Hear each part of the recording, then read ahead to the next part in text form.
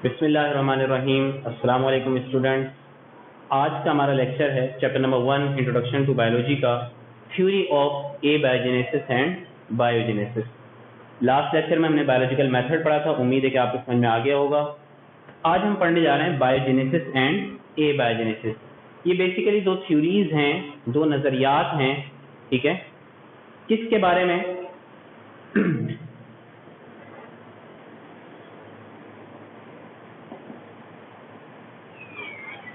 ये living organism के origin के बारे में है कि कैसे लिविंग ऑर्गेनिज्म डेवलप हुए, ठीक है। तो पहली जो थ्योरी है वो है एबायोजेनेसिस। एबायोजेनेसिस का मतलब है लिविंग ऑर्गेनिज्म डेवलप हुए हैं नॉन लिविंग से, ठीक है। ये पुराने वक्तों की बात है। जो शुरू के साइंटिस्ट थे उनका ख्याल ये था कि लिविंग ऑर्गेनिज्म डेवलप हुए हैं नॉन लिविंग से। इसको मैं यहाँ पे ऐसे भी लिख सकता हूँ, लाइफ फ्रॉम नॉन लाइफ, ठीक है। इसकी अगर मैं डेफिनेशन लिखूं तो मैं ये लिखूंगा living organism spontaneously develop from non living, ठीक है। लिविंग ऑर्गेनिज्म पैदा हुए हैं, डेवलप हुए हैं नॉन लिविंग से। ये नजरिया, ये थ्योरी क्या कहलाती है? ये एबायोजेनेसिस की थ्योरी कहलाती है। सबसे पहले एरिस्टोटल ने जो है वो पेश की थी एबायोजेनेसिस की थ्योरी। किसने? एरिस्टोटल, साइंटिस्ट ने, जिनको हम फादर ऑफ बायोलॉजी भी कहते हैं, ठीक है, कि लिविंग ऑर्गेनिज्म डेवलप हुए नॉन लिविंग से। ये जो बात इन्होंने की, अपनी थ्योरी जो पेश की, ये किस बेस पे थी? ये कुछ ऑब्जर्वेशंस की बेस पे थी कि इन्होंने देखा कि जो ब्रेड है नॉन लिविंग है, उसके ऊपर फंगस जो है वो ग्रो कर जाता है। फंगस लिविंग है, तो इन्होंने कहा कि लिविंग ऑर्गेनिज्म डेवलप होता है नॉन लिविंग से। इसी तरह आपने देखा होगा जब डेड एनिमल्स हो जाते हैं तो डेड एनिमल्स की बॉडीज पर कीड़े वगैरह, जिन्हें हम मैगट्स कहते हैं, वो हमें नजर आते हैं, ठीक है। Maggots living organism, dead animal उससे प्रोड्यूस हो रहे हैं। तो ये ऑब्जर्वेशन थी कि भाई एक डेड बॉडी है, उसके ऊपर ये जो लिविंग ऑर्गेनिज्म डेवलप हो रहे हैं, इसका मतलब ये है कि लिविंग ऑर्गेनिज्म डेवलप होते हैं स्पॉन्टेनियसली, का मतलब खुद ब खुद डेवलप होते हैं नॉन लिविंग से। वो नॉन लिविंग चीजें क्या हो सकती हैं? वो मड हो सकता है, ठीक है, अर्थ, इसमें क्ले, ठीक है, या अदर नॉन लिविंग चीजों से, ठीक है। तो ये ख्याल किसने पेश किया? ये एरिस्टोटल ने पेश किया कि लिविंग ऑर्गेनिज्म खुद ब खुद डेवलप होते हैं नॉन लिविंग से। ये थ्योरी कहलाती है एबायोजेनेसिस की। इसके बाद जो आज का नया कॉन्सेप्ट है वो है बायोजेनेसिस, ठीक है। बायोजेनेसिस ये थ्योरी है, ये ख्याल है कि लिविंग ऑर्गेनिज्म डेवलप होते हैं दूसरे लिविंग ऑर्गेनिज्म से, यानी जो पहले मौजूद लिविंग ऑर्गेनिज्म हैं उनकी डिवीजन से, उनकी रिप्रोडक्शन के अमल से नए ऑर्गेनिज्म जो वो बनते हैं। तो मैं यहाँ पे इसकी एक छोटी सी डेफिनेशन यूं भी लिख सकता हूं, लाइफ फ्रॉम लाइफ, ठीक है, यानी जिंदगी से जिंदगी बनेगी। लिविंग ऑर्गेनिज्म से लिविंग ऑर्गेनिज्म डेवलप होंगे। Living organism develop from living organism, ठीक है। अब सवाल ही पैदा होता है, ये तस्वीर किसने पेश किया? सबसे पहले तो एबायोजेनेसिस का तस्वीर एरिस्टोटल ने पेश किया। बायोजेनेसिस का तस्वीर सबसे पहले जिस साइंटिस्ट ने पेश किया उसका नाम है रेडी।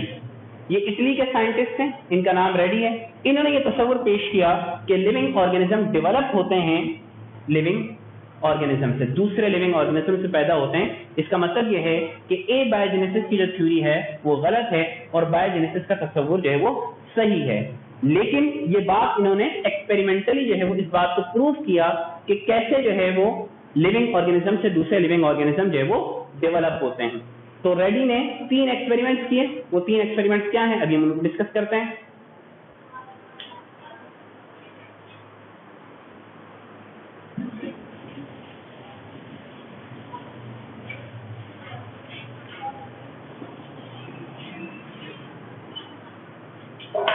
रेडी का पहला एक्सपेरिमेंट,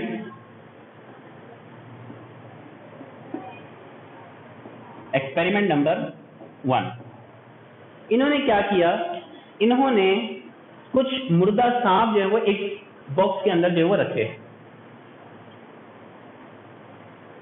ठीक है, क्या रखे इसके अंदर, इनमें जो है वो डेड स्नेक जो है वो प्लेस किए, एक बॉक्स के अंदर इन्होंने डेड स्नेक्स रखे।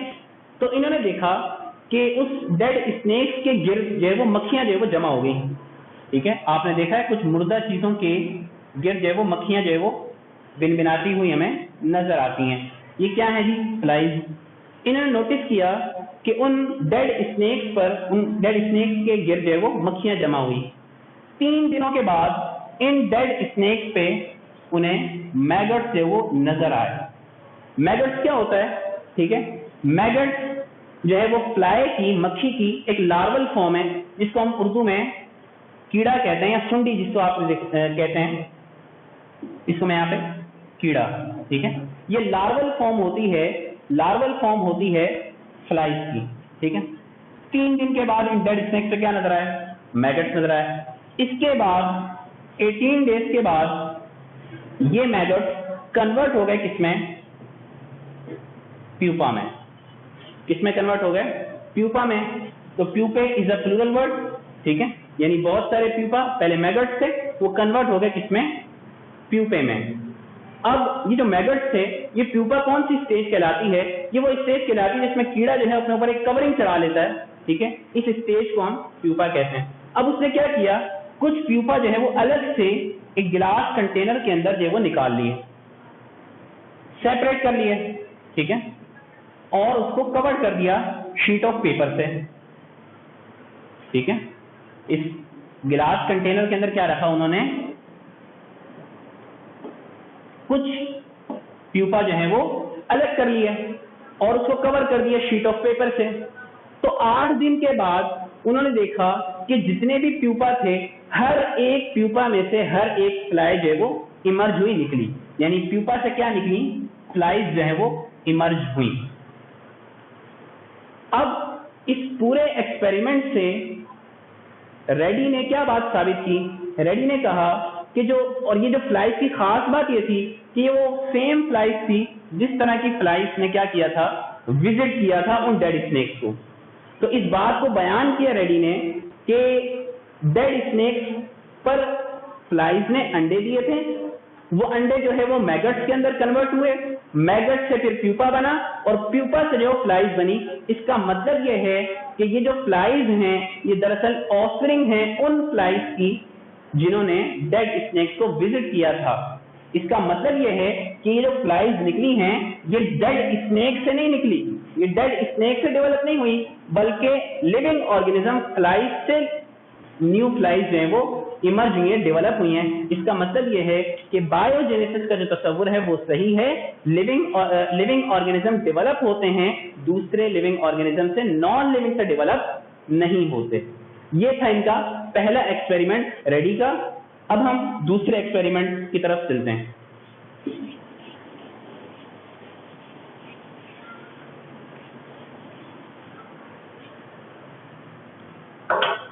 रेडी ने दूसरे एक्सपेरिमेंट के अंदर 8 बॉटल्स ली, ठीक है,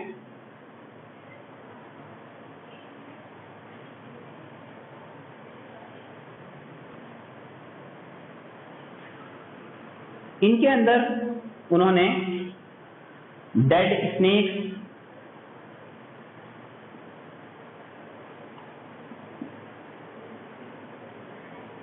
मीट का टुकड़ा, ठीक है, पीस ऑफ मीट और फिशेस वगैरह जो है वो रखी। 4 बोतल कवर्ड थी, ठीक है, उसको कवर्ड कर दिया।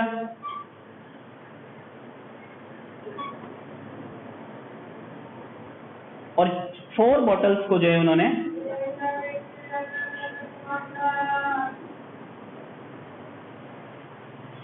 जो है उन्होंने ओपन रखी। इसमें भी उन्होंने यही चीज, डेड स्नेक, यानी आप यूं समझ लें नॉन लिविंग चीजें रखी, इसमें फिश भी हो सकती है, उसमें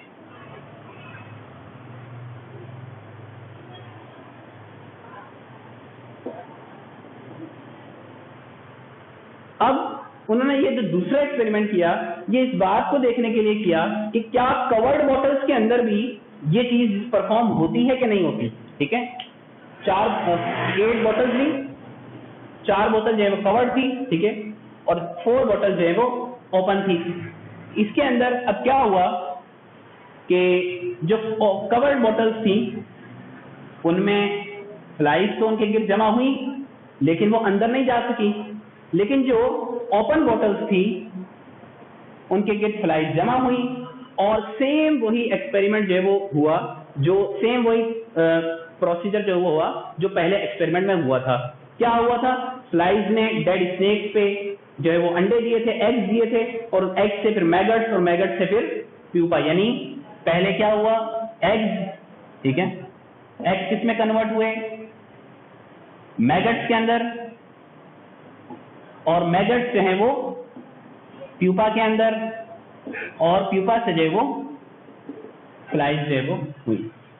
लेकिन उसने देखा कि जो कवर्ड बॉटल्स थी उनमें कोई मैगट्स जो है वो नजर नहीं आए। इसका मतलब यह है कि अगर इन नॉन लिविंग चीजों से लिविंग ऑर्गेनिज्म ने डेवलप होना होता तो यहां पर भी ये एक्सपेरिमेंट, यहां पर भी ये ऐसा होता कि जहां पर भी मैगट्स नजर आते हो यहां पर भी फ्लाइज जो है वो इमर्ज होती उनसे, लेकिन ऐसा यहां पर नहीं हुआ। इसका मतलब ये था कि बायोजेनेसिस का जो तस्वुर है वही सही है कि लिविंग ऑर्गेनिज्म से ही लिविंग ऑर्गेनिज्म डेवलप होते हैं, नॉन लिविंग से लिविंग ऑर्गेनिज्म डेवलप नहीं होते।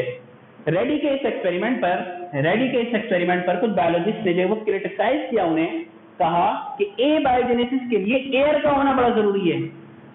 किस चीज का होना बड़ा जरूरी है, एयर का होना जरूरी है। आपने तो इसको कवर कर दिया, यहाँ तो एयर जो है वो इन डेड स्नेक तक पहुंची ही नहीं, तो यहाँ पे कैसे जो है वो लाइफ प्रोड्यूस होती।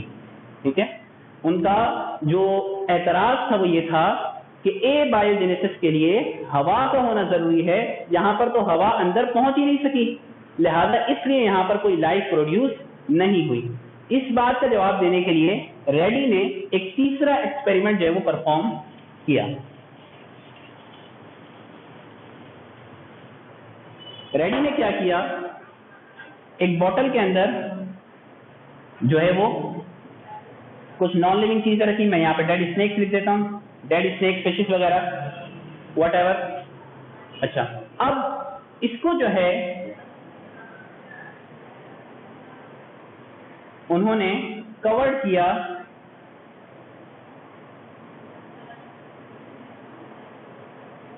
गॉज के साथ।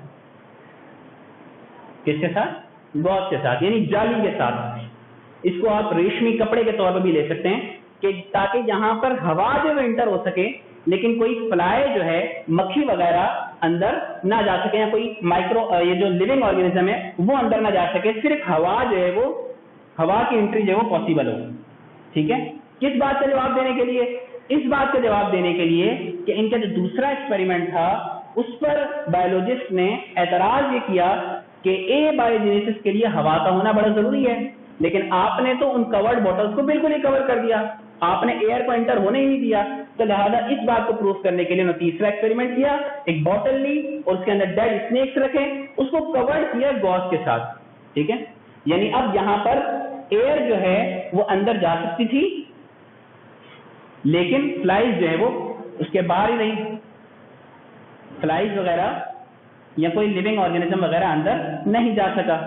तो ये देखा गया कि काफी दिन गुजर जाने के बावजूद भी यहां पर कोई लाइफ प्रोड्यूस नहीं हुई, हालांकि यहां पर एंट्री ऑफ एयर जो है वो पॉसिबल थी, हवा का जाना मुमकिन था, लेकिन इसके बावजूद भी यहां पर कोई लाइफ प्रोड्यूस नहीं हुई।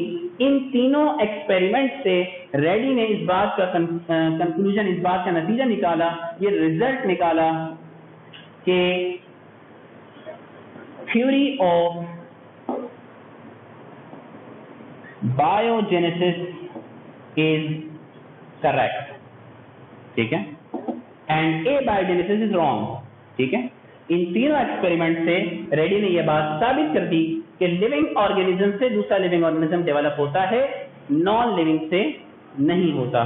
ठीक है जी, आज का ये हमारा लेक्चर था theory of A biogenesis and biogenesis के हवाले से। इंशाल्लाह ताला अब हम नेक्स्ट जो लेक्चर होगा